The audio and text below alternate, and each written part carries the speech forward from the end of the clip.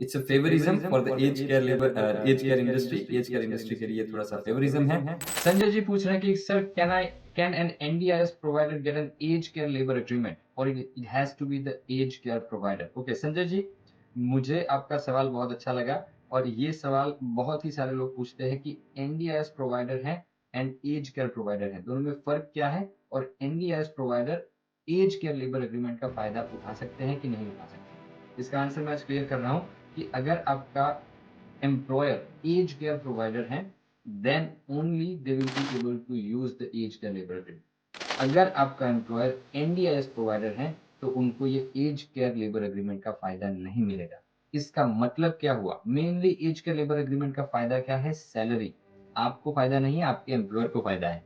क्या फायदा है कि उस एज केयर लेबर एग्रीमेंट में सैलरी का रिक्वायरमेंट जो पुराना टिस्मिट था वो है 52,000 53,000 के आसपास every year annual salary. And जो आज का टिस्मिट है विच इज 73,150। सो ये जो टिस्मिट में डिफरेंस है ना, वो डिफरेंस सिर्फ और सिर्फ एज केयर प्रोवाइडर्स को मिल रहा है। सो यस, अगर आपका एम्प्लॉयर एज केयर प्रोवाइडर है then they will get this benefit, उनको ये जरूर बेनिफिट मिलेगा। लेकिन अगर आपके एम्प्लॉयर एनडीएस प्रोवाइडर है that means they do not meet the criteria to be an aged care provider, and that's why they will not be able to get the benefit of the aged care labor agreement. However, अगर आपके provider NDS provider हैं, as care labour agreement नहीं कर सकते हैं, इसका मतलब ये नहीं है कि वो स्पॉन्सर नहीं कर सकते हैं।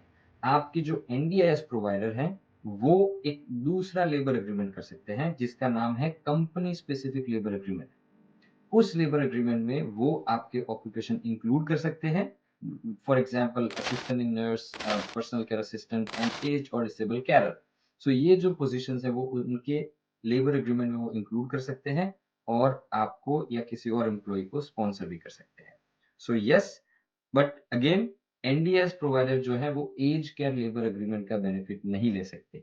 मतलब क्या हुआ कि एनडीएस प्रोवाइडर है, उनको सेम पोजीशन है, सेम जॉब है, सेम डिस्क्रिप्शन है, फिर भी उस एम्प्लॉय को 73,150 का सैलरी देना पड़ेगा और जो एज केयर लेबर एग्रीमेंट के एम्प्लॉय है उनको सिर्फ 53,000 के सैलरी में उनका काम हो जाएगा।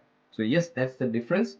It's a favouritism for the age care labour age care industry. Age care industry के लिए थोड़ा सा फेवरिज्म है, एनडीआईएस प्रोवाइडर्स के लिए थोड़ा सा नुकसान है। लेकिन yes, this is the norms right now. I hope this information is helpful to you. Thank you.